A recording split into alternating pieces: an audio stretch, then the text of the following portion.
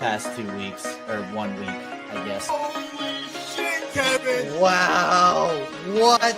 You get this only nowhere else but the Kevin and Zach. Kevin, I'm not gonna lie.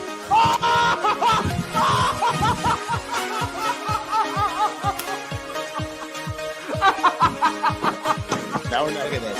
A carved penguin. There it is. There it is.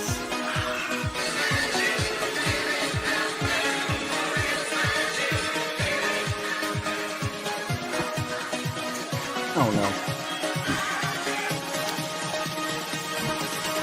Are the O's fine? Are the Orioles fine, Kevin? I'm so embarrassed. Okay. The Orioles stole it. That game was stolen. It was stolen from them, then they stole it right back. What? Oh my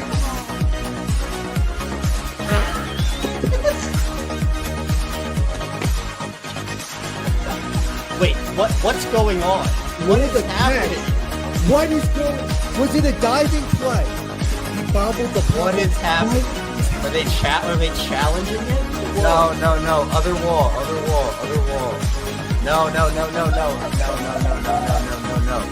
Kevin, I don't know what you saw, how much you saw. I've been chugging champagne. Sure, I spilled a lot, but what a game, man. He will be the legendary Birdfish! How about that? Birdfish fans, stand up! We did it! What can I say? What can I say? Wow, that intro seems like a pretty long time ago, doesn't it? All the good times. The Orioles, they lose again. And I should probably plug my mic in. That'd be a pretty good idea, wouldn't it? Might sound a tiny bit better. 5-2. The Orioles just love losing 5-2 to the Twins, I guess. This is the exact final score that we had last night. They get swept by the Twins, and this one probably, I'd probably say this was the most heartbreaking of the 3 games. You know, you're up until the 8th, and well, I guess it's tied. You figure the Orioles, can they find a way to pull it out? You're tied through 8. Dean deals for you. And then the bullpen, I don't want to say bullpens because it's been the strength of their team all year, but even in the strength of their team, there are still plenty of weaknesses in that bullpen, and the fact that starters can't go deep into games, which Dean did, and shout out to Dean for that. But it's laughable. I'm not sure how long this stream is going to go because, again, it just feels like we talk about the same stuff over and over again, and it just feels like the only difference is that it's more obvious each time we come on here that a change needs to happen. And if you've been listening to Zach and I, I said that Hyde should have been gone after the playoffs last year. You can go back. I have receipts on that. And, I mean, it's looking more and more like that by the day. I mean, after that embarrassment 24-2 game, they should have made a change to hopefully spark life into the team. And it just feels like they're content with this. And, that's not the messaging the team is putting out in their press conferences. Like, oh, we have to get better, this is that. But it's the message they're putting out with the moves they're making. Actions speak louder than words. And you want to know what actions they're taking? None. Someone has to go. And it's unfortunate that that's part of the industry and people have to lose their jobs. And of course, I wish for no one to lose their job. Like, it sucks having to talk about stuff like that. But, it's a business, it's a product. And from the top down, again, it's just organizational failure. Yeah, if you listen to the past 8 episodes of this show, you can hear the exact same thing. So let's bring on Zach Bollinger. He's Bali behind the screen today. I'm going to put him. There we go. Zach, can you hear me? Yeah, can you hear me, Kevin? Yeah, hello. Yeah, you're good. Yeah, can you hear me? Yeah, I can. You can hear me. Okay, then we're good. Kevin, this sucks. Just straight up, this sucks. I'm gonna be fully transparent with her. I don't have like anything to say. Like I am speechless. Kevin, we do this like we talk for a living, and I have nothing to say. I have nothing. Like I don't know what to say. I have no clue. Yeah, God, Dean Kramer, like what a freaking outing, and they just squander it. Like, what a freaking outing by Dean Kramer. Gave the team everything he had. Could have gone back out there in the eighth if he had to, but had absolutely everything. Gave that team everything. Put it just. And then how does he reward? Like, or how does he get rewarded? They just blow it at the end. As soon as he leaves the game, it's over. I mean, I don't know what to say about this team right now. I mean, Mike Elias said it with Ryan yesterday. He said everywhere you look, things are going wrong. Things are going wrong literally everywhere. I cannot point to a single thing that this team is doing that I go, well, at least we're taking a step in the right direction there. I can't. Everything seems like it's just we're sitting here over and over discussing the same things about how opportunity. I mean, how many opportunities did they have with second and third and no outs, and they didn't get a single run out of any of them? I mean, this is pathetic, Kevin. This was the easy month. This was the get right month. And I'll say, I forget who put it yesterday, but it's so true. We thought this was the easy month. We're the easy part of everyone's schedule. It's not the other way around. 2 for 13 with runners in scoring position. And they didn't even score. They didn't even score. I think Emmanuel Rivera was safe, if you ask me. Yeah. But on the one hit, they didn't even score. Yeah. He was definitely safe. But it's just...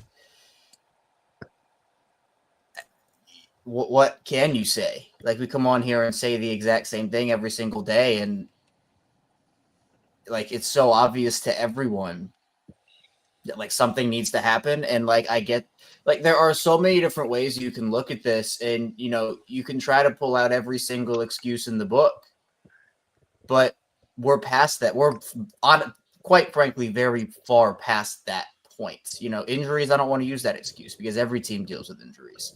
Not ruining relationships. I'm pretty sure Charlie Morton would understand if the Orioles got rid of him because he's not pitching well. And during the post-game press conferences and, his post-game press conference last night, it weighs heavy on him. But I'm sure if he got called into the manager's office and says, hey, Charlie, we're going to move in a different direction, he'd probably say, man, that sucks, but I get it. I get it. Because I think that guy understands more than a lot of the guys in the organization. Like, and it's not, we're talking about Dean, who got pulled after 86 pitches, and you're right, could have gone out there for part of the eighth, I thought. And it just feels like there's a set limit. It feels like 7 is the absolute maximum limit. It'd be one thing if Dean had thrown 95 pitches or 98 through 7, but he's putting the team on his back. I thought he should have gone out there and at least had a shot in that 8th inning. I get high pitch counts through 7. That 86 is not enough with the way he's pitching, with the way this bullpen has been taxed all year to pull him. They need more of those 7 to 8 inning games. And maybe it was 82. I can't remember. It was in that 80. It was 86. Was it 86? Okay, yeah, 80. Yeah. Which but regardless, whether it was 80, 82, 86, like in that 80 range, I'm fine with Dean going out there. And you don't have to give him the whole inning either. Like if he gets the first guy out, but it's on like an 11 pitch at bat, and you're like, ooh, don't know about this. Then bring it on. But you don't have I agree with you completely, Kevin. There are 86 pitches. The way he's pitching, you need a win. I would have kept him going. It just feels like they're such robots, man. Like they they have a set thing that they do and they never stray from it. Like, it feels like 7 is the hard out for these guys. There's no leeway in it. You know, we've talked about how there's like a limit for them to throw in an inning, and the analytics just have taken over this team. It's honestly infected them. You know, I hate to say it, but it's true. Like, there's a difference between using analytics to your advantage and using splits and using advanced stats to your advantage and just living and dying by them and living and dying by everything. It just feels like this team has no feel for the game. Like, just go out there and play baseball. Just go out there and play ball, man. Throw the ball, hit the ball. Don't rely on all these analytics all the time.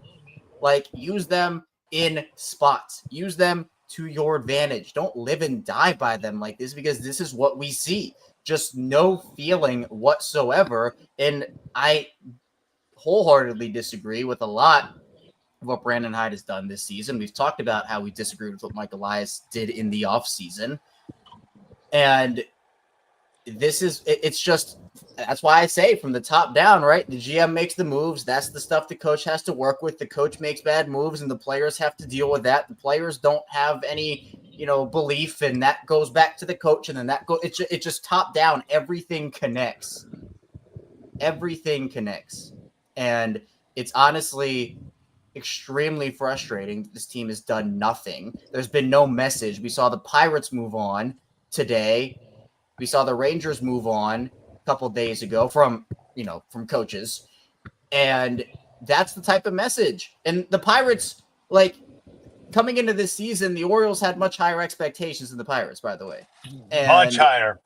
Like, you see these teams making moves to send messages and try to get things right. It just feels like the Orioles are content with blowing this season away and saying, we're just going to go get them next season. Yeah, we're not at the point anymore where we can say that, it's early enough in the season where everything can turn around. Not early. They need every – what'd you say? Sorry. I said, yeah, it's not early. I said, it's not early anymore. It's not early. It's not early anymore, but you also have enough time to make a move like that to send a message to your clubhouse to at least try to salvage what's left. And let me be honest, there's probably not a lot left, but at least try. Like, I think that's what people are asking for. Just try.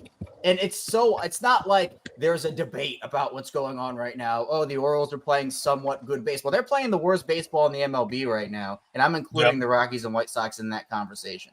And because and it's all because of expectation. They're playing just as bad, if not worse than them, but at least they weren't trying to win. And, it's just the messaging from the team just feels so off. It's like, Morton goes out there and can't pitch right. And Hyde is like, we're going to give him more opportunities. The messaging from Elias, he's gone on a lot of places. And, he has said that he has hindsight, but hindsight doesn't take away the moves that were made. Like, every GM has hindsight in the moves that were made. That's nothing new. This is a window for Baltimore. And again, it's like, let's just play back the last 8 episodes of this show, because Zach, we talk about it every single time. Windows close in an instant. Doors close in an instant in this sport. There's no extension to celebrate with anyone. Nothing has happened there. There's no good baseball to celebrate because they're not playing good baseball. There's just nothing to celebrate with this team right now, because the way that this works is expectations. I know the saying for a lot of different situations is it burst pipes or make diamonds, expectations, pressure. Right now, everybody is failing this test. Everybody in that organization, because what they are saying to the fan base is, yeah, we're not playing good baseball, but we're not going to do anything about it. We're just going to hope and pray it turns around. And there is, with every game that passes here, they're 10 games under 500, Zach. This was your threshold. And I know you talked about that a little bit last night, but I mean, now that we're here, how are you feeling about it? As even worse than I thought I would, because Kevin, I thought I said 10 games below 500 by, end of May. I didn't think they'd get here that fast. Genuinely. Like, I did not think they'd get 10 games under this fast. I'm like speechless. Someone's got to go. And like you said before I hopped on, it's a business. I don't like calling for anyone's job. I don't want to be like, oh, this guy needs to be fired. The business side of it, the Orioles need to make something happen. And unfortunately, I don't think it's all Hyde. I really don't. We've talked about this prior and stuff. I don't think it's Hyde, or all on Hyde, I should say. I don't think it's all on Hyde. Obviously, like Charlie Morton and stuff. But you need some sort of scapegoat to just take the brunt of it. Unfortunately for Hyde in this situation, like, yes, is it all his fault? No, but someone's got to make a move. Someone's got to be moved on from, and it's easiest to just move on from the manager. Are you gonna fire hitting coaches a month into the season? Rangers did. Well, how long was that? How long was that guy there? What was his name? I'm Donnie not Ecker? sure. Yeah. Donnie Ecker. Let's see. Donnie Ecker was in Texas. Here we go. November 2021. So he was there for about 4-ish. He was going into his fourth year. Or no. Wow, and they had fourth year. Yeah. Remember, and they were a offensive powerhouse when they went on and win the World Series. They were a buzzsaw. But this is kind of what I talk about with, I guess, with Harbaugh and the Ravens. It's like when there were, and there still are conversations, but like when those conversations were super loud, and they still are. Yeah. But when they hired Monken and Orr was in his first year, Monken was in his first year. My point on Locked On Ravens was, are they going to fire a guy they just hired, or are they just going to clean the house? Like, who is left in the organization to say, hey, this is not working, right? Like the hitting coach goes, or the hitting coaches go, they bring in other hitting coaches. That's not working. The trainer gets dismissed or gets moved on from, or whatever happened there. They still are dealing with a lot of injuries. Like, who else are you going to move off of before you just admit, hey, maybe the head man is the problem here? And I agree, it's not all on Brandon Hyde. Again, I'm not 100%. I don't put 100% of the blame on anybody. But when are we just going to admit that, hey, maybe Brandon Hyde, it's the consistent problem here over the last calendar year almost, and dating back. I mean, again, this is not a team that's won a playoff game. It's not like we can hang our hats on the fact that, hey, the Orioles made the ALCS last year, or they had a great series against a team in the ALDS. Like, we can't say that. There's nothing to hang your hat on. There is nothing, to me, preventing a move. There is nothing that you can hang your hat on and say, well, this happened. The only thing is injuries, and I'm not going to use that as an excuse year after year, because every team deals with it. The Dodgers aren't complaining about it. The Yankees aren't complaining about it. Everybody goes through it, and you just have to learn to deal with it. And you want to know how you deal with injuries? You bring in depth. You make solid moves, and that's not what the Orioles did this offseason. They set themselves up for this. Everybody could see it except for the organization, and here we are now talking about a team that, honestly, I mean, the national media has been on this for like a month now. The Orioles are not only a local embarrassment, they're a national embarrassment. Everybody's clowning. Yeah, if you go on Twitter or any of that, if you go look at some of these national media guys, it's bad, Kevin. Like, that, people do not like, and it's not even like, oh, they're, making fun of the Orioles. They're pissed at the Orioles too. They're pissed that they didn't go out and extend this window. Swing the door wide open, throw the window open. Like, instead, they might have slammed it shut on themselves. I mean, this was you look at what they lost, you look what they brought in, it wasn't substantial, especially in the pitching category. Yes, you can't account for injuries, but you still have to do better than what they did. You have to bring in better than what they brought in. And the national media has every right to be like, hey, you guys are failing as, general manager, as an organization. It's so disappointing because, and I'll say, just keep saying it, the Orioles brought these expectations on themselves once they traded for Corbin Burns. That, to me, was the start of your expectations, and not an expectation that they're going to trade for a Cy Young or a Silver Slugger all-star guy every single offseason, but just to continue to improve around your young core. And it just feels like they go all in on everything, like every single thing. And it's exhausting. Even like these acquisitions, like, we had a good laugh over the Luis F. Castillo move last night, but like, it just feels like that's all the Orioles do. And I know it's not all, but that's what it feels like, because every year they try to take on all of these reclamation projects, and then like an O'Hearn will work out or a Cano will work out. Well, I guess, Cano was traded for, but regardless, like, you try to trade for these lower level prospects, you add guys off of waivers, like, Rivera and whoever. And it just feels like they see those reclamation projects be successful, and they're just like, hey, we can do this all the time. And I know that's not what they actually say, but that's what it feels like. Like, it feels like all they want to do is that, like, whatever the hit rate is, 1 for 10, 1 for 8, 1 for 15, whatever it is on who actually becomes successful and a part of the team. It just feels like they focus so much on that one.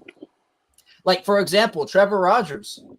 You trade 2 well-regarded guys for Trevor Rogers. One of them is going to be an all-star this season, and Norby is not half bad himself, by the way.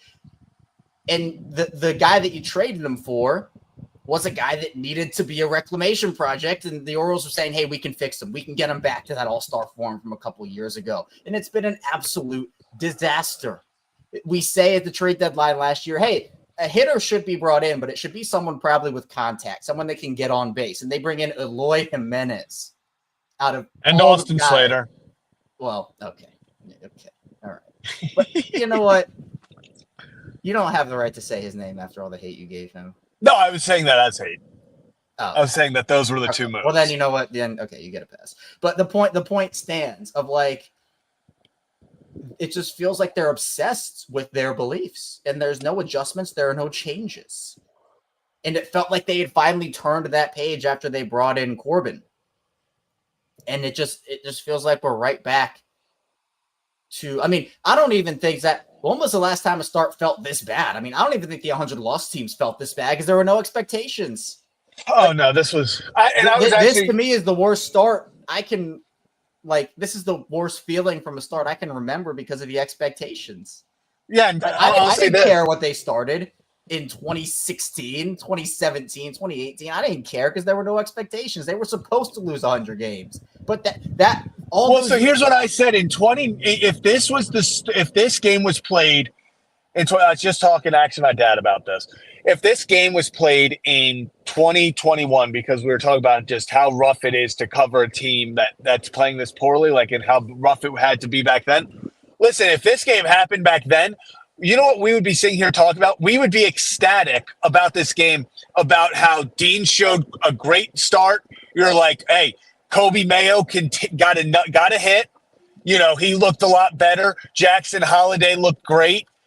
Continuing to get on base. We would be celebrating things because we didn't care what the score was. Now we very much care what the score is. And the score has not been in our favor at all, it feels like, over the past few months. The reason that all Orioles fans went through those losing seasons, the reason why we put up with it and why we were able to get through it was to have a competitive team, to know, and to exactly your point, guys showing potential, guys that could be long-term pieces. And in the moment, us saying back during those 100 loss seasons, it's all going to be worth it someday soon here. They turn a page and we say, okay, this is the moment. This is where the page gets turned. They win 101 games. They win the AL East. And you know what? They flame out in the playoffs. But you know what we all said? Well, you know what? That was extremely disappointing. And it doesn't excuse the fact that they flamed out like that. But the Orioles have arrived now. And this is going to be hopefully what it is for the next however many years you want to say. 2023, right? That was it. And then last season, it's like, okay, well, first half, awesome. Like, they're doing great things. And then just an absolute collapse. And you say, okay, they flame out. That's not great. They should probably make a change. They don't. Well, hopefully they'll be able to make some moves in the offseason, continue to improve their roster. Even if they lose Corbin, they can replace him in a lot of different ways, and we outline that. And then nothing happens. Your best free agent acquisition is a guy that dominated overseas for so many years, but should not have the weight of the world on his shoulders like he does right now. It feels like Tomoyuki Sagano has to save this organization, this pitching staff, and Dean has to do it too. It seems like Dean's been saving this team since last year. With every time we need a big performance, the Orioles need a big performance, he comes out there and he shoves. But then he doesn't even get the chance to go out there and finish the job, and the bullpen blows it for him. Nothing on this team can be good concurrent with each other. The bullpen's great. Well, the starting pitching gave up 8 runs, and the offense can't hit. The starting pitching can't get it done, and the offense hits. Well, the bullpen also blows the game. The offense hits. Well, it's an 11-8 loss. It's deflating. I mean, we can go through all the words we've used. Nothing's changed, and that's the problem. Nothing's changed. I would look at this a whole lot different if something has changed, Kevin. You're so right. I would. Hell, even if they lost this freaking game, but they make a move, if there was some sort Kevin, I'll use this because we were joking about, but let's say if the Orioles lost this game, but last night they would have acquired the other Luis Castillo, at least we'd be sitting here going, trying to fix this quickly. Grasp onto. What hope do we have that we're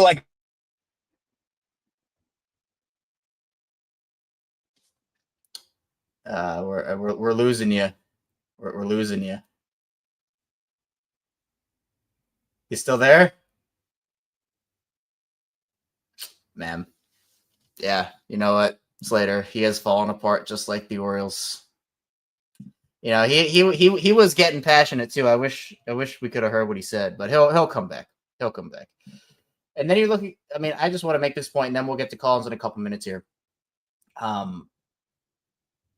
Brandon Hyde on runners in scoring position said, "It's the big leagues. You just got to be able to make some contact in certain situations, and we squandered a lot of scoring opportunities by just not moving the baseball with runners on base." And I think the follow-up was, is that the approach? And he said it's inexperience, pressing. I mean, what are we talking about with inexperience? I mean, I don't even think you can make that argument anymore.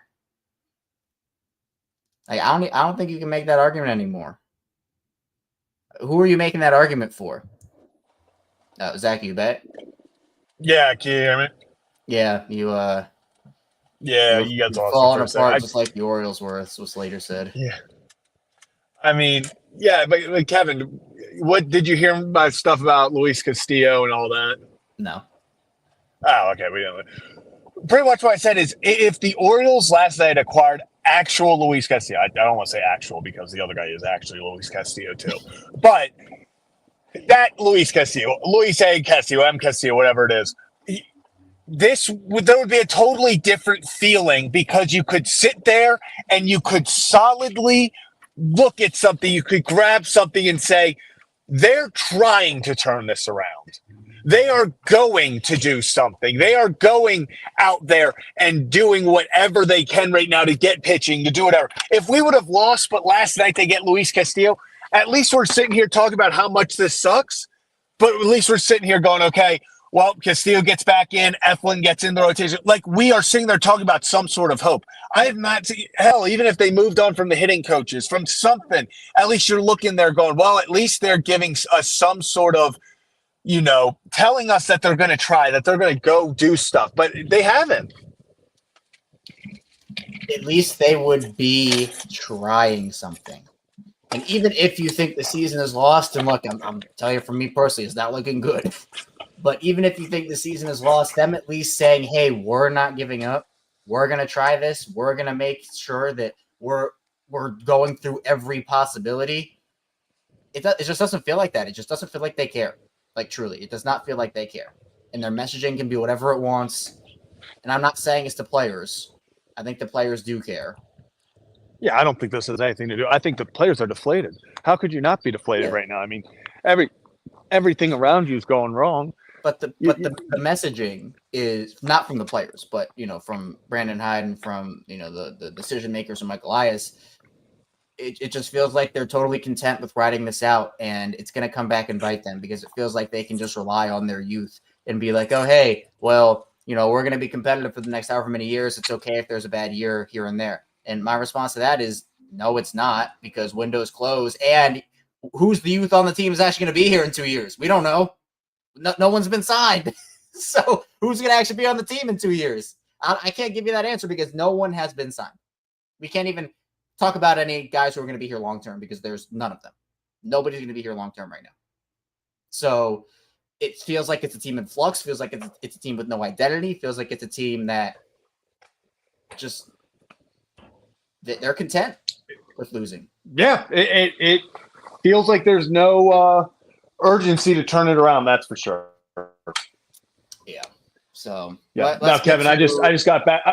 I was gonna say, if you want to start that, I just got back, so I'm about to hop off and then hop on my computer in the studio. Right. And cool. So I will. I'll read through the chats. Appreciate everyone who super chatted. Cool. All right. Let's start off with Shante. Appreciate you, Shante. They should have at least 5 to 7 runs this game. Yeah, I mean, we can talk about that for a lot of these. For a lot of these games. I mean, 2 for 13 with runners in scoring position. And yes, I think Rivera was safe. I mean, it was pretty obvious he was. But regardless, it just feels like it's a disease running through this team that they just cannot hit with runners in scoring position whatsoever. And, it's a belief thing. The players are deflated. I don't think the messaging is right in the locker room. Something has to happen.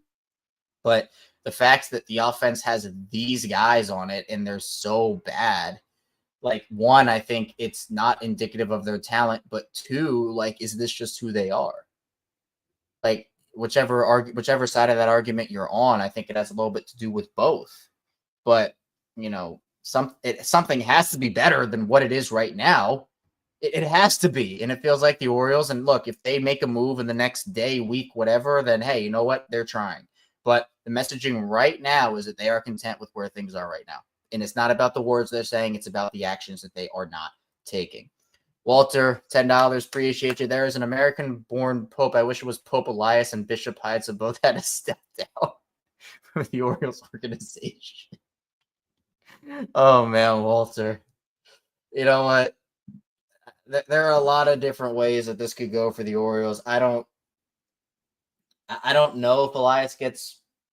I mean, personally, I don't think he does. That's not what I would do. But just from a realistic perspective, I think that Elias probably gets one more offseason. I think Hyde. I mean, my prediction is Hyde gets fired this year at some point. I don't know when it is. To me, it has to be as soon as possible. But it just. I would be shocked if Brandon Hyde makes it through this season. And you know what? Maybe it happens, and I'll be shocked. That's my last sliver of hope. I guess the Orioles care about the years that they'll actually make a move here. So we'll see. Walter, also $5. Appreciate you again, Walter. If either Hyde or Elias is in the organization after 2025, this rebuild will end up more like the White Sox rebuild than the Astros rebuild. And yeah, I mean, again, I have made it clear what moves I would make here. I would probably move on from Hyde during the season and then Elias after the year. I mean, I'd probably move on from Elias sooner than that, but there are also, I know that some people will say that's, overreaction to move on from Elias here. There are levels to, what moves deserve firings versus not. If you follow the NBA, the Luka Doncic trade, and there were bad moves Nico Harrison made before that, but you essentially tear up a team that went to the finals, your star player, the heart of your city. That is one move that even if you had the best GM rep in the world, that move takes you from, hey, we love this guy, to, yeah, this guy needs to be gone tomorrow, today, right now.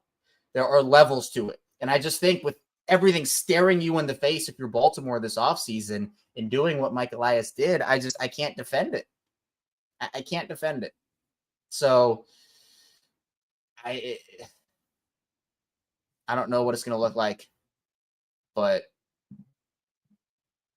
we'll just have to wait and see, because I truly could not predict what they do, because I thought Hyde would be gone last year, but they used the injury excuse, and I worry that they're going to do it again.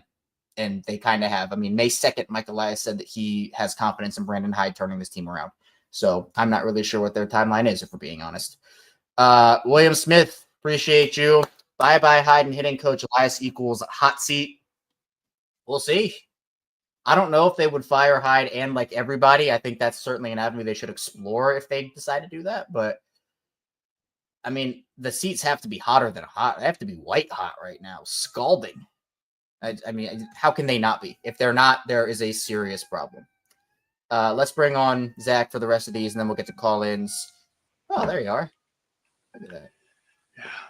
Got my Ice Cube shirt on. Very nice. Yeah, The only. I mean, they're trying to put out the fire that is the Baltimore Orioles. Yeah, Kevin, I'm putting they're myself on that side. on their way to Camden Yards. Yep. All right, Kyle. Appreciate you.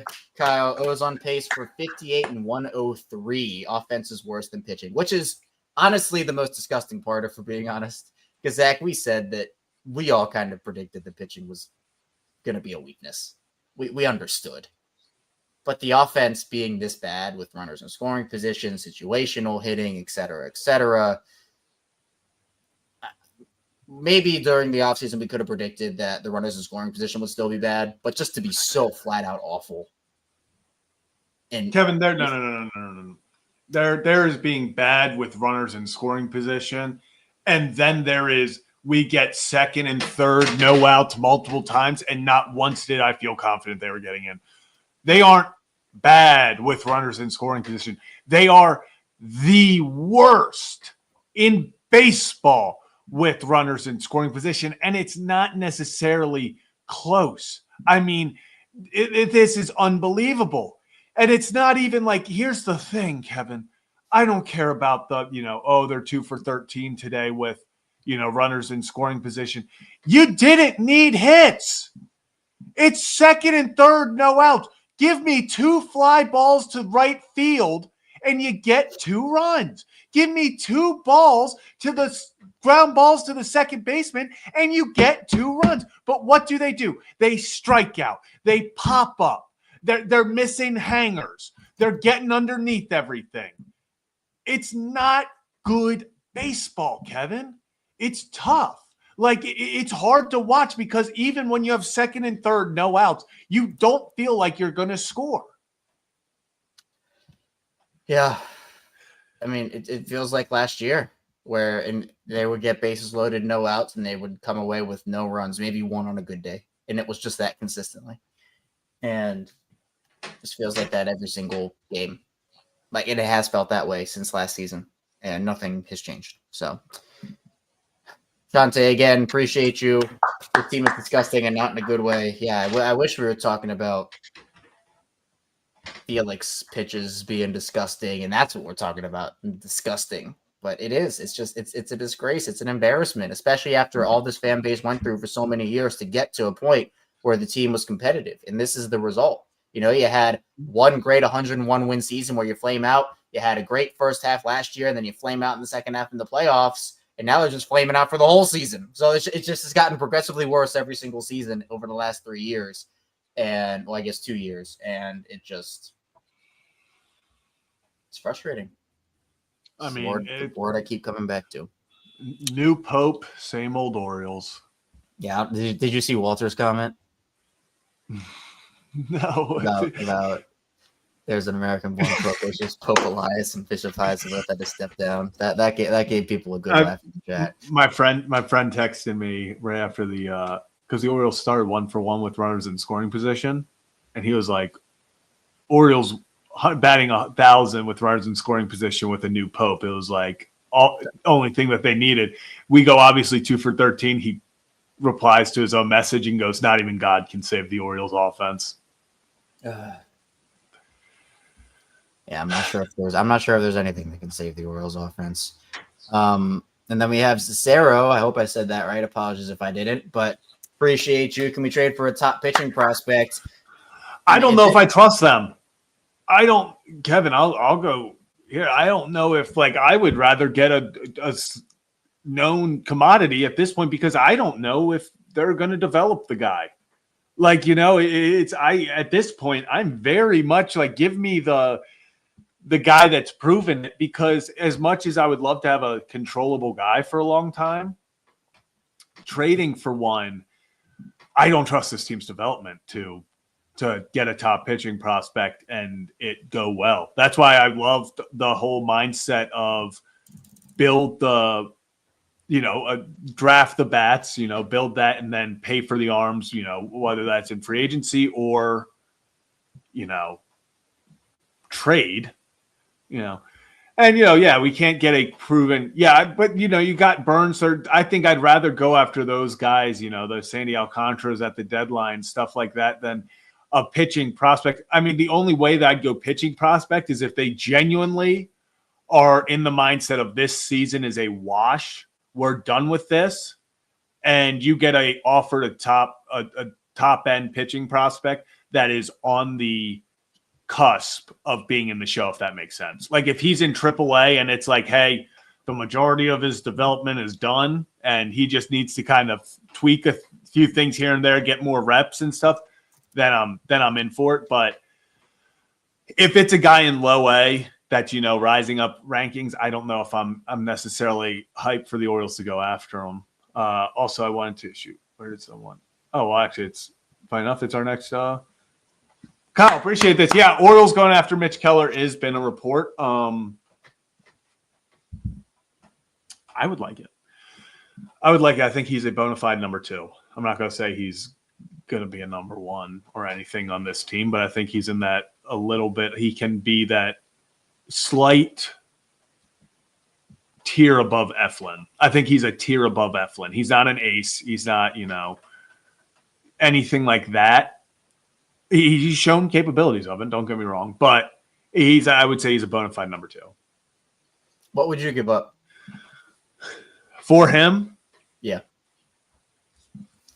Like, what do you think a realistic package would be? I saw someone say Heston, and it was then I think it was a younger pitcher for him. And at that point, okay, I'm not gonna lie, this was funny. Yeah. I still can't get over the Zach Eflin. That was the best. That was our bad. I hate to put this much pressure on it, but that might have been one of our greatest comments of all time. Yeah. Oh, good question, Joseph. Do you know Zach if he is? Oh, yeah, no, he just signed.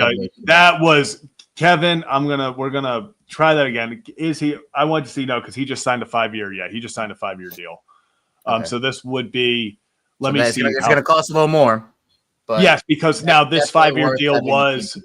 Yeah, the 5-year deal was also building off of, his rest of his arbitration, and I think 2 years. So it's not like he's just signed a massive free agency deal. It would be so dope though if they could actually show me his Spock track instead of.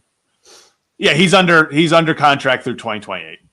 Yeah, so it'll cost more, but so you'd get this in 3 more years. I'd rather give up more for a guy and know that he's going to be on the team than trade for a Corbin and not know what's going to happen.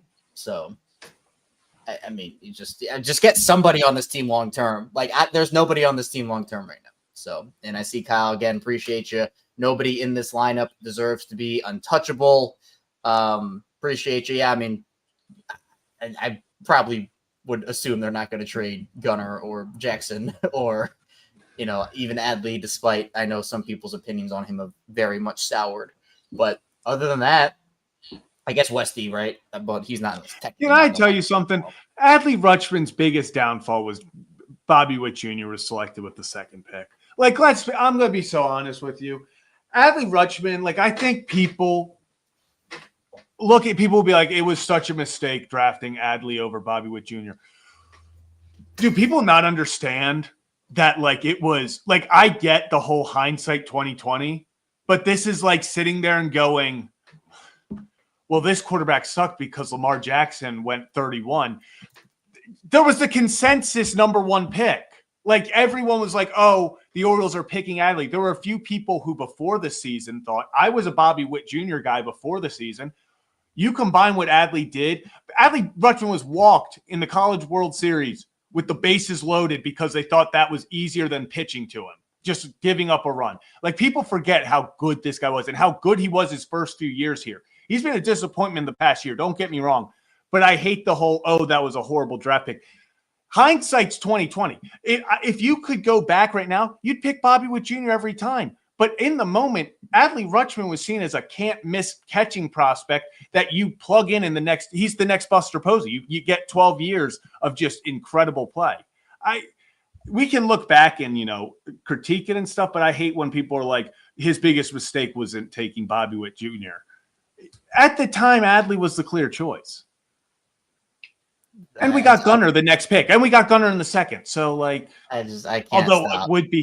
It would be sick though right now. Bobby Witt at third, Gunnar at short, Jackson at second. Oh, that would be nice. But yeah, I can't. Straight for Keller, Helen Keller.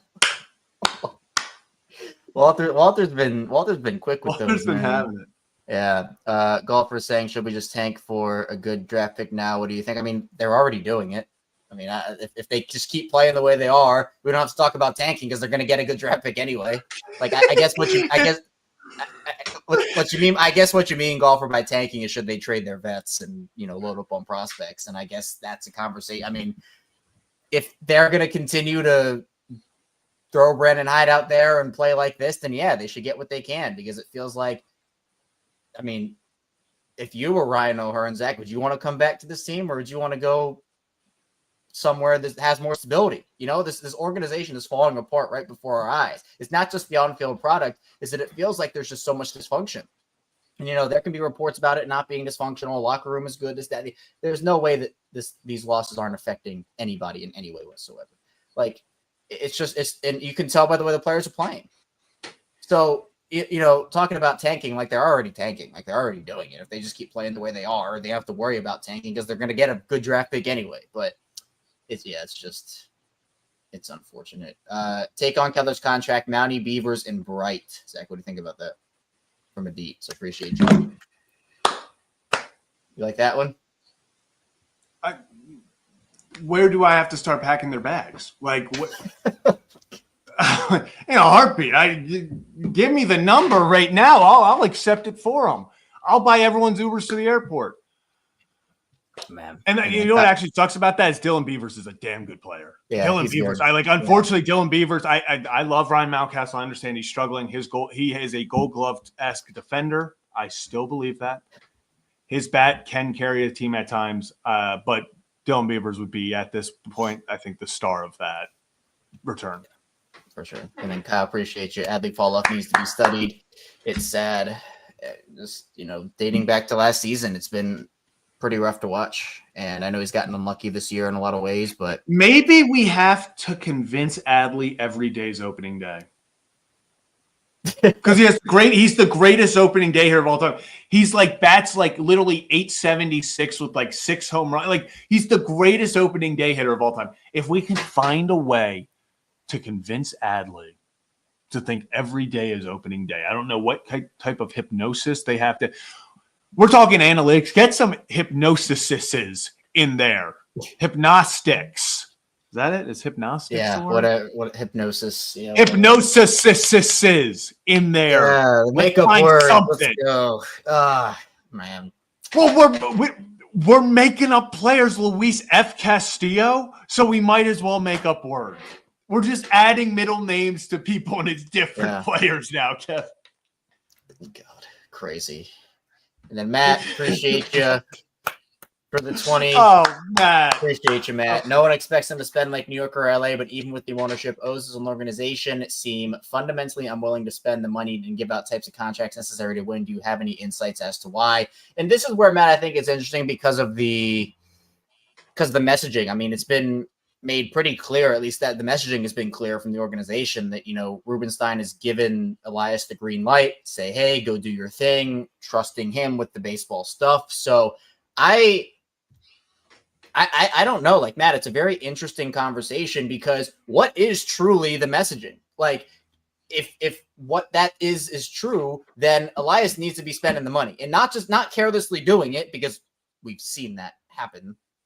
Giving Charlie Morton $15 million. I'm not blaming Charlie for taking that deal. It's Elias's fault for having it. Like they've spent more money, like the O'Neal deal, giving Morton This 15. is what I'm saying. This is why I'm sorry, Kevin. I can't get behind the notion of the ownership doesn't want to spend money. Whether you like it or not, you like what the owners or what Elias did in this offseason and like, they could have offered more for Burns, like yada, yada, yada. The Orioles are on record. It is confirmed. They offered Corbin Burns the largest deal in Baltimore Orioles history. The largest deal. They went up. They spent $50 million. Kevin, it was not where I would have spent $50 million. If we want to talk about where the assets were allocated and putting them differently, oh my God, without doubt, let's have the conversation because that is without a doubt, like they cannot do that. But they spent money. They gave Gary Sanchez $8.5 million. I'm not going to call them not spending money. You know, it's one of those things where they were throwing money around. You know, we talk about this, you know, the Hoffman thing. They offered Hoffman a very competitive deal like the Blue Jays did, where it was multi-years over like $15 million a year. He was going to sign, wasn't he? He was going to sign, and then it was the physical. And this is the thing. Like, they're spending money horribly. But I'm not going to sit there and say, oh, well, this ownership is cheap. The ownership, unfortunately, is paying a lot of money for some not great players right now. Yeah, I mean, I just the IL's looking really expensive. IL's really expensive right now. Yeah, it's just the allocation has been terrible. And that's where people. Honestly, it was worth it. It was worth it. If we're gonna suffer, if we're gonna suffer through these games, at least we get Kevin Brown. Yeah. So I mean, I feel like, and that's where people are concerned. Like, hey, if Elias stays on for one more year and gets another offseason, is the money going to be put in the wrong places again? Like, is he truly going to learn? Because it just feels like it's the same thing over and over again. And again, it's like the outlier feels like it was Corbin. And I'm not saying the norm is trading for a Corbin player every single year. Like, that would be unrealistic. Yeah. But at least making moves that you can get behind and that even the average fan can see, like, hey, I think everything has to go pretty perfect in order for this to work. And it all came crashing down in spring training.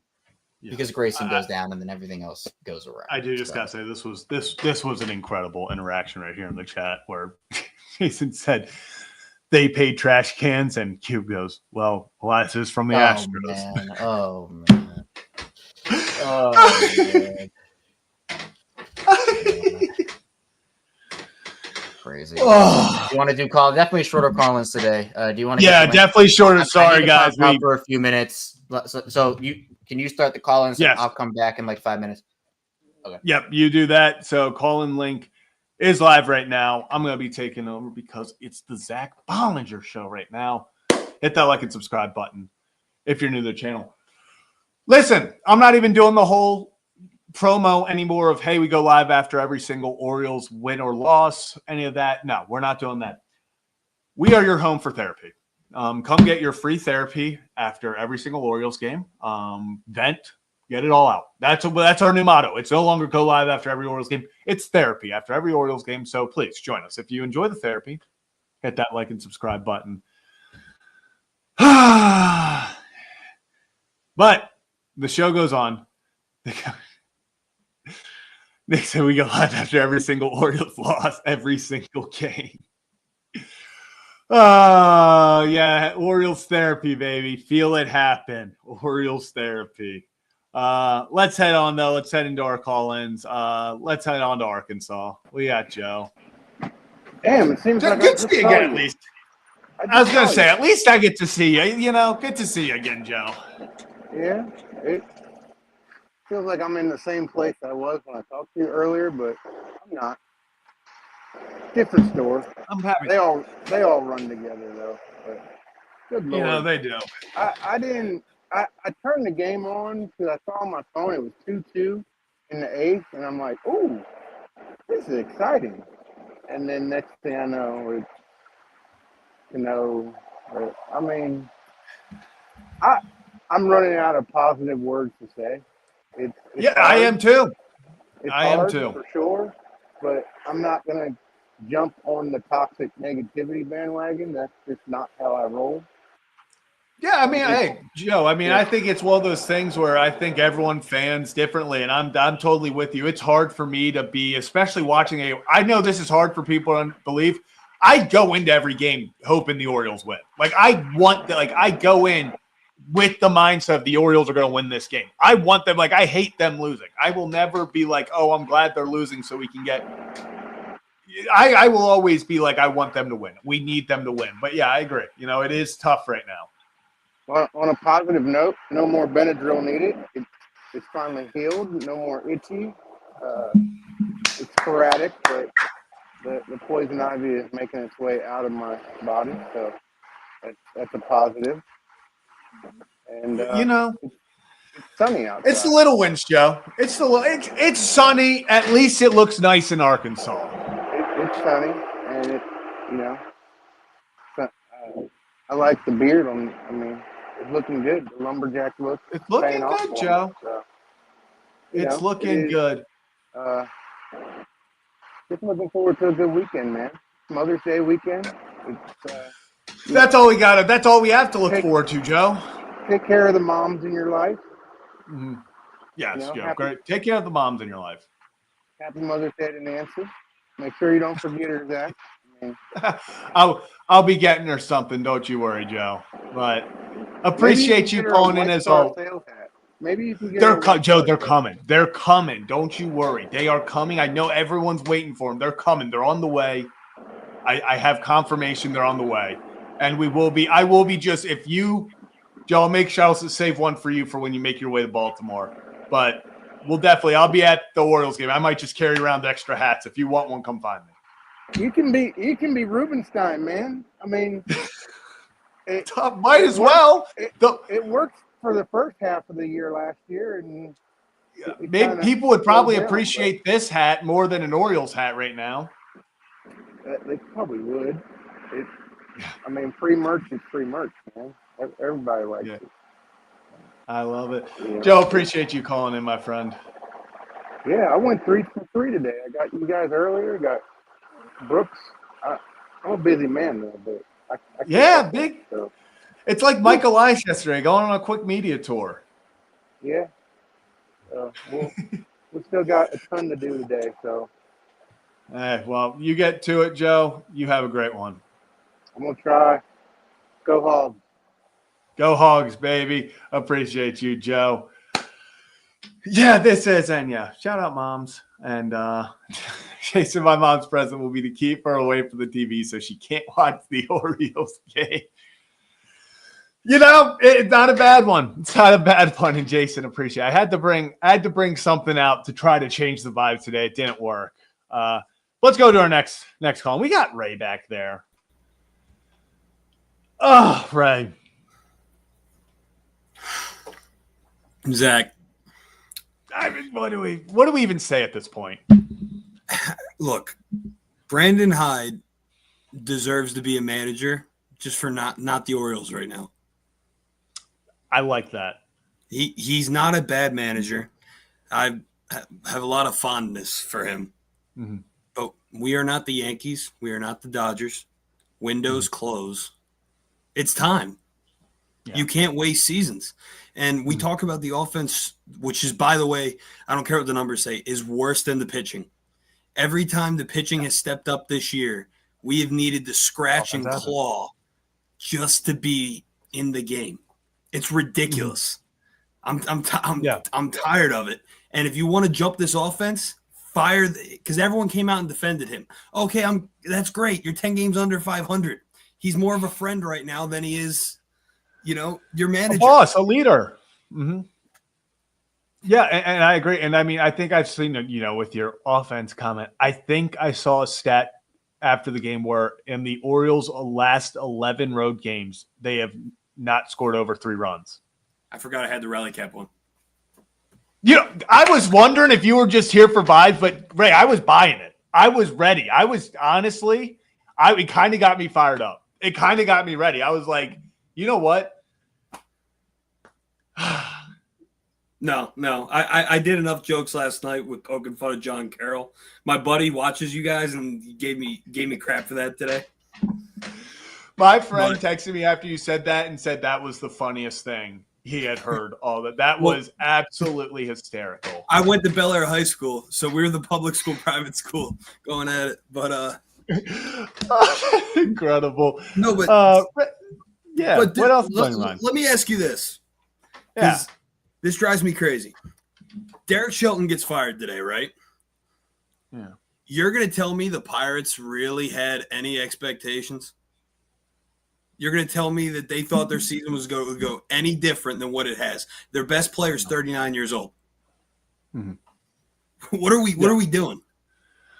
Yeah, and you can even put out that Shelton, he like Hyde could have been fired after this past offseason. He was actually the only one, I believe, only manager from the 2020 hiring cycle that still had a job.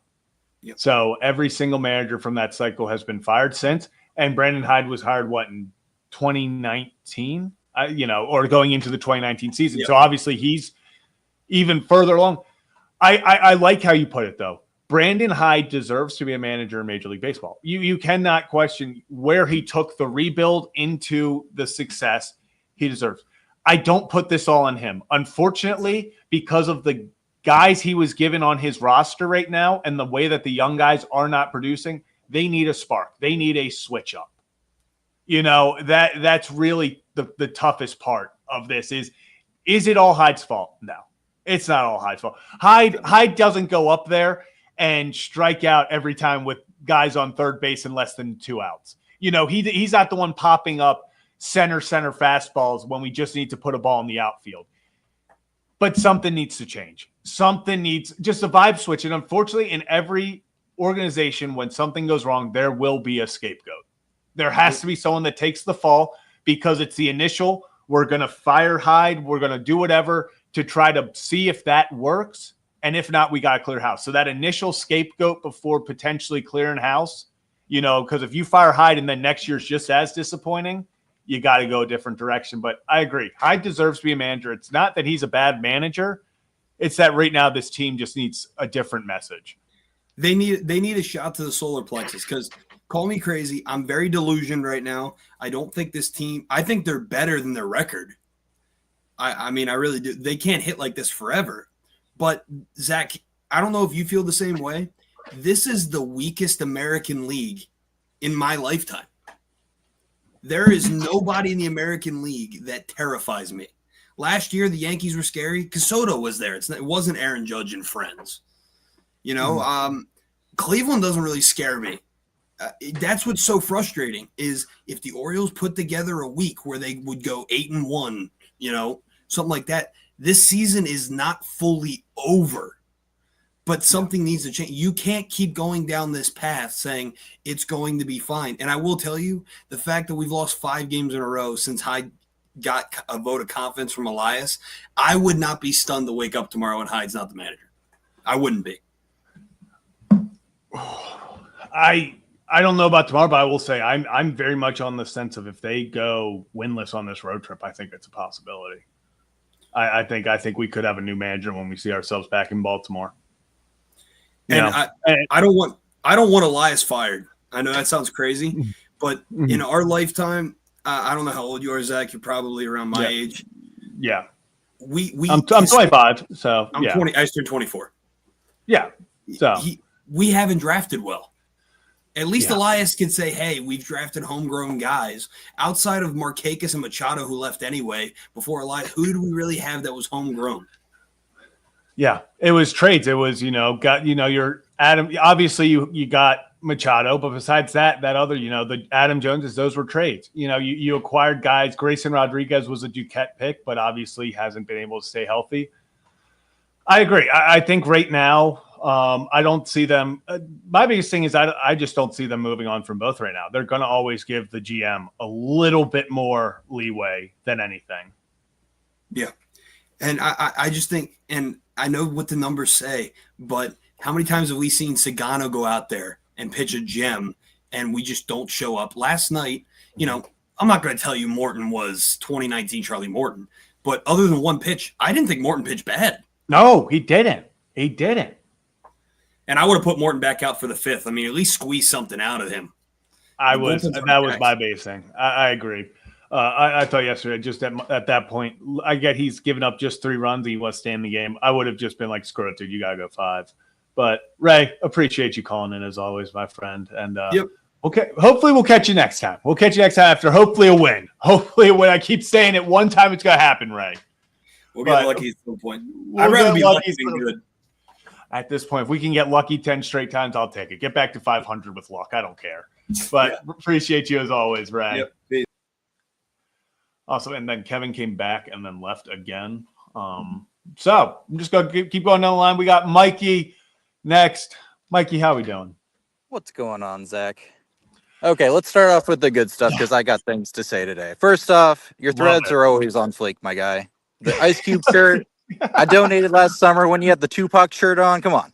It's immaculate. It's immaculate. I appreciate it. At least I had something positive had to happen today. Oh, absolutely. Okay, here's where I go in. I'm so conflicted about Hyde because I feel like all the fingers point at him, but it's like you gave Hyde half a Lego kit, you sawed it in half, and then you said go build a boat. Like, that's not how it works. Like, I know that heads have to roll somewhere, but if it just feels weird to place all that weight on him, you know? Yeah, and that's why I keep saying where it's like he doesn't deserve to be the sole scapegoat, but unfortunately, it's easier to move on from your manager than fire clean house right now, especially mid-season. But I agree. I think when you look at my biggest thing is obviously offensively, yes, there have been injuries. I still worry about that, but I can't look at the pitching staff Brandon Hyde, the starting rotation Brandon Hyde was given and be like, damn, he's not winning with that. Like, that's not realistic. Like, I'm not giving anybody a 1999 Accord and asking them to go win a street race. That's just not how it works. But here's where I'm going to be a little bit meaner is like, there's also decisions that are being made by the front office. I don't understand it. Like picking up the offensive coach from Seattle, like what in this offseason instilled confidence in that decision? It's like you're looking to buy a house and you choose the one that's on fire and you say, saddle up, that's the one, give me the keys. Like, why did we do that? Like, it doesn't make sense. The Orioles love a reclamation project on the field, but it was like they were going forward with a coach too. Like, it was like they were like, the expected stats of his hitters weren't like, I don't get, because look at the Mariners are top 10 in almost every offensive category right now after they moved on. This is a very similar team. It is almost the exact same offensive last year. It's not like they went out there and got Pete Alonso like people thought. It's not like they went out and got 2 big bats that changed this lineup. It's the same guys. I keep saying it. Jorge Polanco batted .213 last year under that hitting coach. Worst of his career by far, flat out worst. This year he's batting .336. And I don't think that's a coincidence. I really don't. I don't know. Do I think he's a .336 hitter? No. But when that eventually falls to the mean and he's batting .285, .280 on the year, that is a big difference from .213 and .280. Oh, 100%. And like, let's just like crunch some numbers really quick. Like, let's take the 2023 team, let's take the 2024 team, and let's take the 2025 team. And there's an average somewhere in there, but our guys aren't as bad as they're playing. They're just not. So what's the common denominator?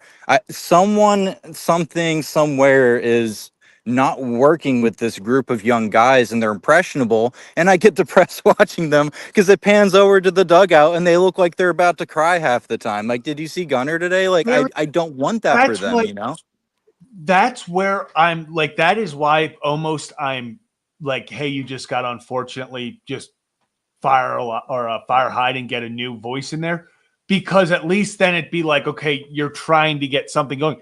There is no confidence in that locker room right now. No, like, they can sit there and post games and talk about, we're putting it together. Oh, we got to, just do this, that. Right now, I love that you brought that up. Every time they pan to the bullpen or to the dugout, it looks like a library. It looks like they're at a funeral. Like, everyone's just sitting there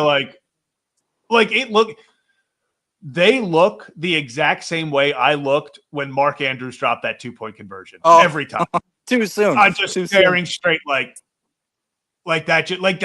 They just pan over. It'll be like, Orioles strike out 3 times and leave the bases loaded after getting bases loaded, no out. They pan over and everyone's like it is something mentally is messing with them right now. It's 100% true, and they're hitting 192, the worst in the league with RISP. Like that's not a coincidence. I, Something has to change. I don't know what that something is, and like what Kevin was saying earlier is like we keep saying that we're disappointed as an organization, and then we come back the next week and we say the same thing, but we're not changing what we're doing. We can't continue to be disappointed but not make changes and expect different results. That's just not how it works. Yeah, I completely agree. You can't, the definition of insanity is doing the same thing over and over. It's like they're just like, yeah, if we keep throwing these guys out there, something's going to change. Yeah. We're No. 35 games. Like we are beyond. We could say it's like I keep saying, we can use it's early on excuse on April 8th. April 8th, use hey, it's super early things. Guys are getting settled in, everything. It's May 8th.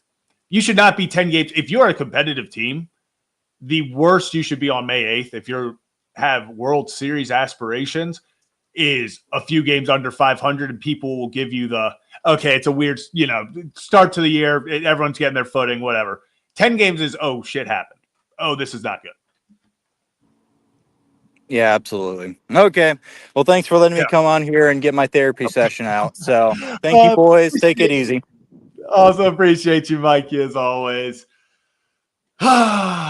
It's tough. It's tough. Heading over to our next guy. We got Gordon behind the scenes. Gordon, you're muted. There we go. How we feeling? I'm feeling it just as bad as everybody else. This is pathetic. But I feel good because I didn't witness it. Like I didn't even know the Orioles were playing. I thought we were playing later on like I thought we were playing around like 7 o'clock later today until like I'm in my party and I'm like, bro, and somebody says, man, the Orioles are trash. I'm like, hold on, we're losing or we're playing, or I thought they were just talking. And I look and it's 5-2 in the bottom of the 8th, and I'm like, oh my Lord, don't tell me we just got swept in. This like honestly, I like Hyde, but he's just not that guy to really get us to that next hump. And it's just like he has to go. Not because of everything that happened, but solely off of principle. Like honestly, solely off of principle. Like he honestly has to go. Like this is not a joke. Like if you want to be a competitive and a respectable organization, you're going to have to make hard decisions, and you're going to have to make decisions that say, hey, like even though we like you and even though we think you're the guy, the team's not working right now and the team's not going. So like just something has to give. This is not okay, not whatsoever. No, it is not. This is on we've talked about throughout the season, like, where's your panic meter? If you're not smashing the panic button at this point, I don't know what to tell you. Like, if you are not fully because if we were 5 games below 500 right now, you have 2 decent weeks and you're back to 500. The Orioles have to put together a very, very, very good month to get back to 500. We have to go on that run where Adley came up and we were just winning games against the Angels, the walk-offs, and like we had to put together go on a 10-game win streak again. Right. And then we were like, I remember the Mariners and the Orioles were like quoted the best teams at the time because we just were we have to go on a phenomenal run. Yep. And the way this team is, like, at least those teams had fight. Like I just see fastballs down the middle getting popped up. Like I saw that we had second. That's my biggest pet peeve, Gordon, is the amount of fastballs down the middle, the amount of hanging sliders that instead of getting put in the seats are getting caught by the second baseman on a pop-up, or it's getting annoying. It's like we've talked about before. It's one thing if it's 1 or 2 players a game and you're like, okay, because you're going to get hangers and miss. Like that's baseball. Yeah. It's still, but when it feels like it's almost once in at bat. It feels like it's almost once in at bat. Like the other team is literally like, oh, throw it over the plate. They're just going to pop it up. And that's what's happening. At this point, could the Orioles beat Charlie Morton if we faced them? Like, honestly. Like, could the Orioles beat Charlie Morton versus the Orioles lineup right now?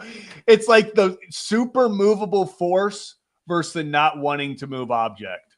And it's like, one thing that I loved about the Ravens is that the Ravens have really great defense. So their offense plays really great defense all the time. And now defense Yeah. plays great offense all the time. It balances each other's out. It's not like we play a piss poor defense and we have this great offense. So when we see a good defense, it's like, oh, we don't know how to, like, we have a good defense. So like iron sharpens iron. What are these guys going against in you know, they're like, I don't know what you call it, like in live at bats. Yeah, there we go. In live at bats going against Charlie Morton, so we're expecting to face Charlie Morton. Are we going against this version of Dean Kramer right now? It's like, what is this team like? Although if they were facing Charlie and live at bats, I think they'd be a lot better at hitting the hanging curveball. Literally, it's just so frustrating. And like, if I were to take realm of the hold of this team right now, we have to make a change today because we can't wait till how many is it? Is that a 3-game set against the Angels, or we can't afford 3 games? We honestly can't. Yeah, if you lose 3 games, that's 13 games. 13 games, and let's say we don't get swept and only win 1. That's 12 games below 5. We can't afford that. We honestly cannot afford that. That's not okay. Something needs even to if you change. win 2 of 3, if you win 2 of 3, you're only 9 games up still, or like it's not like you've made up ground by just winning. I think it's the Orioles have to go like 74 and like 50 something to win 90 games. Like they gotta put it together. It's absurd. Look, I always felt like when we got Mike Elias, he was the guy. And yes, I don't know what in the world he was thinking this offseason, but I feel like keep him around. And yes, he's doing that media tour, and it's like I agree with it. Try to give he's still a businessman at the end of the day, and you still have to say the media way and say certain things, but instead of how do I say it? Not defending yourself, because I'd rather hear a sorry. We messed up. I thought things were going to play out a certain way, and it didn't. And obviously he takes responsibility for that, but it's just like I just don't understand. We saw a hole without pitching. We knew what it was, and we just didn't address it. But we did. We made Band-Aid type moves, and it's playing out the way that you would expect a Band-Aid type move to play.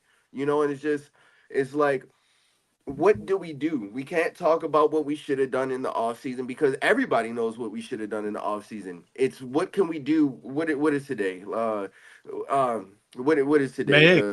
May 8th. Today's May 8th. It's what can you do from May 8th up until the season is over?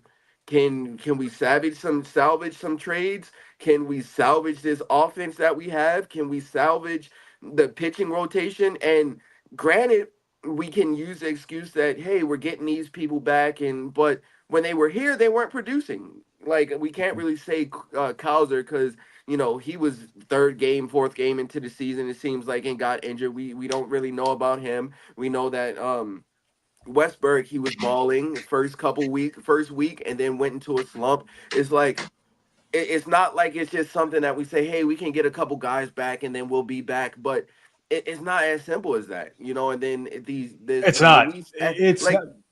This Luis Castillo F trade, or whatever.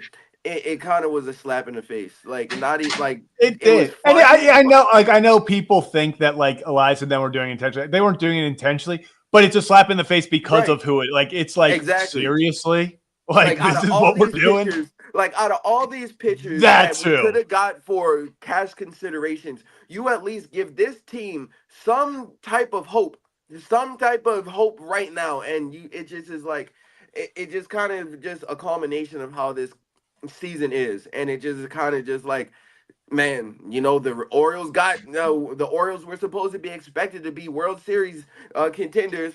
Oh, the Orioles only have 13 wins and 21 losses. The Orioles are supposed to be getting Luis Castillo. No, we get Luis F. Castillo. It's just like, man, like like this is a joke right now, and I don't like waiting months, having off season, and having expectations just for this season to end up as a joke. Like, that's not okay to me, and it's not fun. This is not fun. I want to talk about wins. I want to be excited. I agree. Like None of this is it's fun. tiresome, and it's not like it's something where it's just like, man, this Orioles pitching staff really needs to put it together because we're going out there getting 8 runs a game. We're going out there getting 7 runs a game. We're not. It's like They're pitching the gems. pitching. Even when they do pitch well, we don't do anything. Like, and I've been saying it since last year, and a lot of people didn't agree with me at the time. I said we need to trade for more proven bats. Everybody wanted a pitcher, everybody wanted, but at the time before, like even when we were like going into the end of the season against the or the season against the Rangers, the beginning second half, I said we need a bat. There's holes in this team. Like, yes, we're a playoff team, but we need to be that World Series team. We need riches. Honestly, like the teams that win the World Series, you have the riches. You have players that are good, and you have those players that are great. And it's just at that point, it's just like, man, it's unfair. How would it have been to have Gunnar last year with everything that he was doing, Adley when he was still producing, Ryan O'Hearn at his prime, and then another at bat on top of that? It would have been hard for these pitchers to face us. And I'm pretty sure, and Colton Cowser, the way that he was playing last year, it would have been unfair. And those are the teams that win World Series, not the teams that are content. How many times have we seen trades happen to where it just seems like, oh my God, this team got another player? Like, that's unfair. And those are the teams that are serious, especially in the MLB. Yep. Like, it's not like the NFL or the NBA where, I mean, even then with the NBA now with this super team, but it's like, you need those players. You need those guys that are like respectable. Like you need those riches, and it just kind of felt like we were content with guys that haven't had They had opportunities to, and they didn't Right. do it. Exactly. And we relied on guys that haven't had experience, or guys that have never been there, maybe had 1 year last year in the playoff hunt, but that's not enough. Like we need, it's like we saw a hole and we just did not take it. And I thought we were going to learn from the seasons before. And when we got Corbin Burns, that was like Kevin keeps saying, that was it. That was it. That was the time that says, hey, we expect this team to be a World Series contender. And we have those expectations. And it's just like we get Corbin last season. And what do? Charlie Morton now. And we spend all this amount of money on players that do nothing, that just ride the bench and then take up money. Like, I don't understand. Like, I understand we're scared to give people money. What happened with Chris Davis, but you go out here and make Chris Davis 1-year deals, if that makes sense, and it doesn't make any sense to me. Like, Yeah, it doesn't. That's what's frustrating. It feels like even when they're spending money, they're not spending in the right places. When they have the opportunity to spend in the right places, they're not going above and beyond. We talk about with the analytics and stuff. A lot of them, they go off of what their analytics say is what they are worth, what those guys are worth.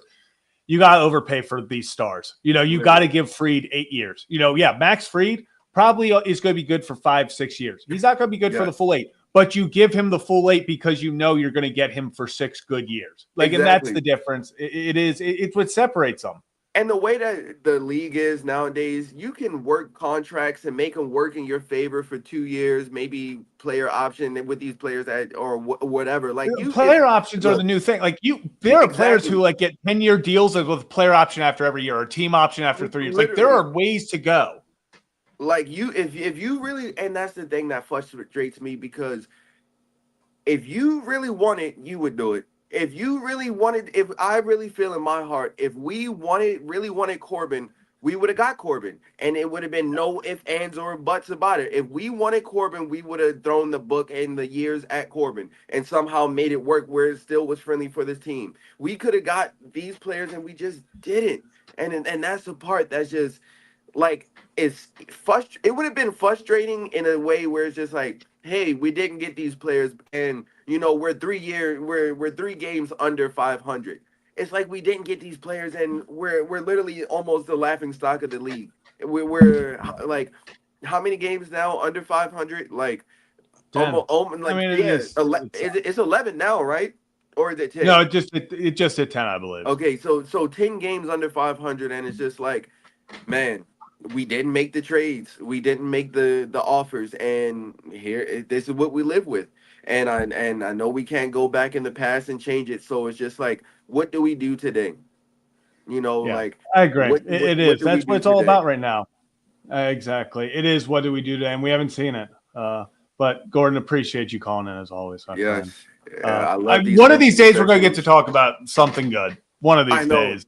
these wins are few and far between. Like the Yankees, we thought we were back. We thought the Yankees series, like, man, this team put some fire under these guys' butts, and it's just like, nope, go out here and just get embarrassed. And Back-to-back series, 5 straight losses. It's tough, but embarrassed. Gordon, we'll catch you after next game. Appreciate you as always, It'll be my a win. friend. It'll be a win. It'll be a win. I like it. It'll be a win. It'll be a win. Tomorrow's a win. Gordon, I look forward to talking to you after a win tomorrow. Yes, after a win tomorrow.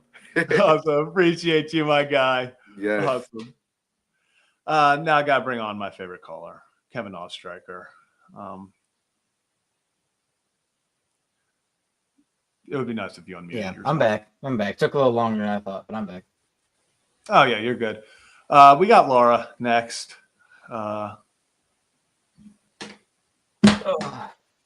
Again?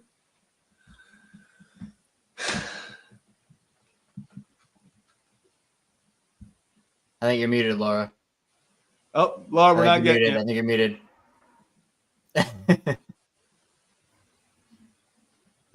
That's it? Yeah, I think it might be the headset.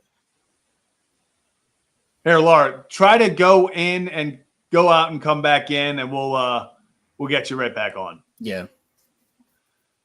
Awesome. We'll go to our next call-in. Kevin, I've been waiting for this call-in. We got Fat O's fan behind the scene. This is where we're back, Kevin. This is what we're back to. Fat O's fan, can we get a thumbs up if you're there? All right. Coming to you live from a hotel in Pittsburgh where Pirates fans look at my Orioles tattoo and say, hey, sorry for the losses. We got the thread. We got the paper bags back on the head, Kevin. Paper bags back on the head is where we're back to. Oh no! I only have one thing to say. We are back to paper bags on the head and to cover up. Oh my! We were just here 5 years ago. We were just here 5 years ago with the paper bags. Yeah, I only have one thing to say. This sucks. That's all I have to say. By the way, it is not sponsored by Jersey Mike's. This message. But that's all I have to say. Thank you and have a good day. Fat O's fan. That was awesome. That was awesome. I wish we weren't in the position to have paper bags on our heads, but I know that I saw Fat O's fan pop up behind the screen. I was like, oh my gosh, this is where we're at as a franchise. We got people wearing paper bags over there. Oh my god. Oh no. Oh well, I think Laura is back. Let's try again. Let's try again. Can you hear me? Laura, yes, now we can hear you. We're back. So, anyways, like I said in my look here, I don't know. Laura, what to by say. any chance, do you want to manage the Baltimore Orioles? I would love to, because Lord knows I can't do any worse. Yeah, that's what it feels like right now. And and I was listening to Mikey earlier, and he had posted this stat, and I don't know if he said it. Since April 20th, the O's are 16 and 123 with runners in scoring position. wow, that's brutal. Yeah, it's horrid. And we all have our different thoughts, theories, etc. Earlier today, I was reading an article from the Baltimore Banner, I think from last week, about how this team has no leadership. How these kids need to step up and be those leaders, and they're not doing it. And I don't know if it is because they're not used to it, they don't know how. And That's the issue here. No one is really kind of stepping up. They're kind of like, oh well, maybe I'm too young to do that, or I do it by leadership, by example, no, we need you guys to get up there and either rally this team or say, team, what are we doing? What are we not doing? You're talking about the Mariners, how they're hitting all of a sudden after they got rid of the hitting coach that we now have, and now we're not hitting. That guy got to go.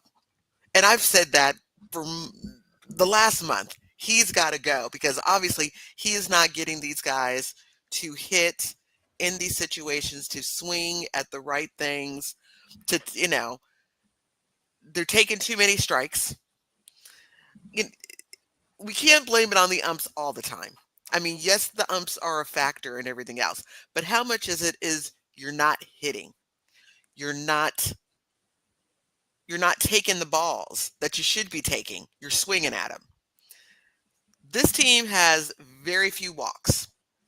I was sitting here looking at the stats. Out of the players that have at least 100 at bats, Gunnar Henderson has the highest ABA, batting average at 250. It's not bad.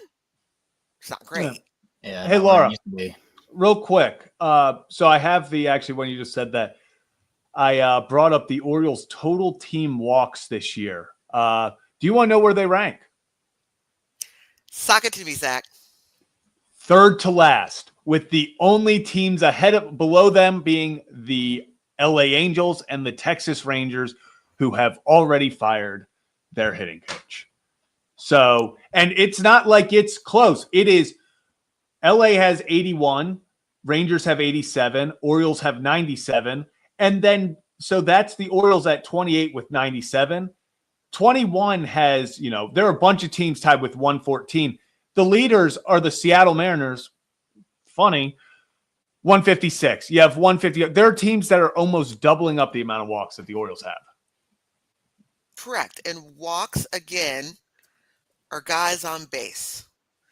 Guys on base are guys that are hopefully coming around and coming home if you're hitting correctly. And that's the problem. We're not even getting guys on base. And then we get them on base. Like you said, we got them on base today. Second and third. Nobody out. What do you mean you can't bring them home? What? Not a team with this expectations. And that's not even, and Laura, like I said, that's not even needing a hit. Put the ball in the outfield. Hit a fly ball. Hit a lazy fly ball. Fly. If you hit a can of corn to the center fielder at 300 feet, just a lazy fly ball, 300 feet, sends under for 10 seconds to catch it. Congratulations, it's a run. That's all it is. Hit a weak ground ball to second base. You got yourself an RBI. Yeah. Weak ground ball to second base. You got an RBI. It's what's frustrating. They don't even. It'd be one thing if they were sitting here and they kept on, and we had to argue like, man, they keep getting guys to third with 2 outs, and they just can't have productive outs. They're always relying on getting hits. That's one thing. How many times did they have second and third no outs today? 3 times? Not a single run. Not a single run. Not a single run. That's what, 6 at bats that you could have had a fly ball that would have scored a run, a ground ball that would have scored a run. And we need to stop relying on the long ball. And that's the thing that I have almost every time I come on here, I preach and I say it in the chat. I say it in the Discord. Small ball, y'all. What are we doing? What are we doing? We're not stealing bases. Or we try to steal, we get caught. Now, and granted, on that one for Jackson, that he stole that base. We got screwed on that one. But that was crazy. We need more of that. Even just attempts, and I get it, we're probably not the fastest team, but we're not even trying. We're not even trying to get our team in a position to try and score some runs. They're not, and just simply running. You don't even need to be stealing bases at this 100% clip. Put pressure on other teams. Bunt the ball. Steal bases. Do hit and runs. Put pressure on the guys. Yeah. Get guys moving. We're not even doing that right now to try and at least get people on the base. Bunt, all of those things. Yep. Try to do something to spur this team. I don't want to say I'm done, because every morning I wake up optimistic and I say, we're going to win today. And what is this, 5 in a row? Yeah, 5 in a row. Yeah.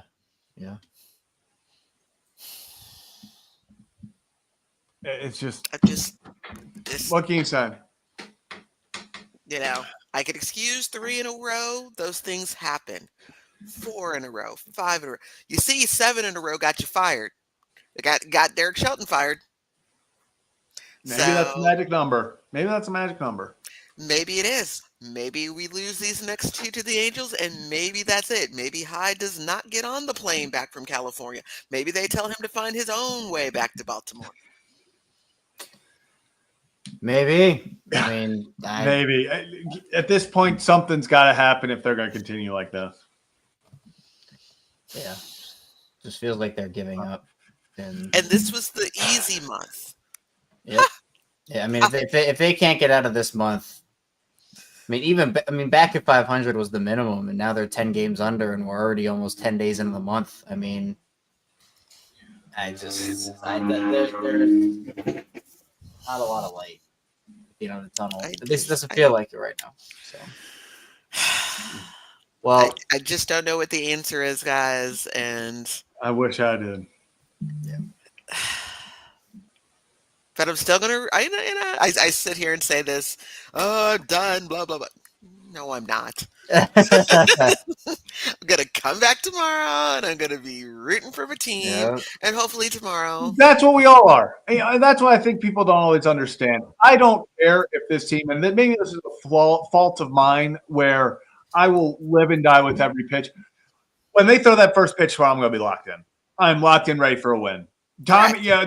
I'm out there for, I am ready for a win. I'm not ever going to, as bad as this team can be, I've watched 110 loss teams, as much as expectations suck, it's going to be hard for this team to hurt me. It sucks, but I'm going to tune in. It would be they would have to be catastrophic for me not to tune in. It would have to be. It would have to be almost there, Zach. Are they not? I mean, if they keep this pace up at 60, if they go 60 below 500, we might be there. So who knows? But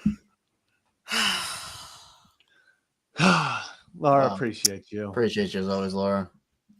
Appreciate you guys. I really do. Thank you for the therapy session. That's what we're here for. That is what we're here for. That's what we're here for. Laura, we appreciate you. We'll see you next time. All right. Bye, Laura. Hopefully better tomorrow. Better tomorrow. Let's hope. Let's hope. Oh, yeah. Kevin, I will say, though, Rafael Devers just there was just a super rough quote about Rafael Devers that at least made me feel better that at least no one in the Orioles is doing this. Did you see what he said about first base? Yeah, he's getting pulled around by that team, though. Did you see his quote? Because obviously Tristan Casas out for the year. Devers, third baseman. Now Didn't he say he's not moving back? Or he's not. Yeah, he told him to go find another first baseman. Yeah, and he said that he thinks that they should understand how hard it is to switch positions, so he's not doing that. Like that. At least we don't have Gunnar Henderson saying, "Well, I'm not playing shorts." Like, I'm seeing Red Sox fans every Red Sox fan I've seen is tweeting out that they had to quadruple check the quote to make sure it wasn't a parody. And it wasn't.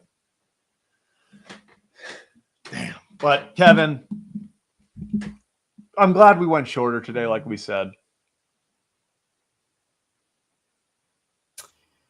Well, it always happens. Always go short when we say we're gonna go for like 30 minutes, 35 minutes and just get out of here after a tough loss. Hour 39 minutes. Here we are. But this is the thing. I wish I could come up with one of my big rants right now. Like I do. I wish I could have the fire to do that. It's not worth it. Give up, go on this massive rant about how things need to change for us to go blow a lead tomorrow. Like if this team was good, if they were winning games, I'd get pissed off. But right now, it's hard to get pissed off at a team that I can't show emotion for because they aren't showing emotion. Just it's hard to get behind. Yeah, but Kevin, anything else? No, I think that's it. Yep, and Kevin, want to get to Kevin these tomorrow. Kevin real fast. There's smoke pouring from Boob's Barbecue. Those are looking for a new manager. Oh man. I appreciate you, Kevin, and also I love Stack saying this. Looking at the thumbnail for this video, wondering how many Kevin and Zach have already made up. Currently at Brutal, gonna have to. Unfortunately, some of these brutal ones have been reused because we have run out of adjectives. We have run out of adjectives. But that's going to do it for this edition of Kevin and Zach React. We'll be back tomorrow. Orioles lose 5-2. Another just insanely disappointing game. Hit that like and subscribe button if you enjoy the content. Kevin, I don't know if you heard when you were gone, but I said we have a new motto. It's not we go live after every Orioles game, win or lose. We are therapy after every Orioles game. It's no longer true. Win or lose. Yeah. And I believe is Tommy Sagano's pitching tomorrow, right? I think so. We'll get that right before we head out, just so I can at least have faith that we can. Tomoyuki Sagano on the mound tomorrow. We're back. Vibes are back. I'll see you guys tomorrow. Kevin and Zach React. Hit that like and subscribe button if you're new to the channel. We'll see you then. Delman Young. Let's get the vibe back. Juan Carlos Encarnacion. Oh, wow. Got him in the Scope deal, I'm pretty sure, yeah.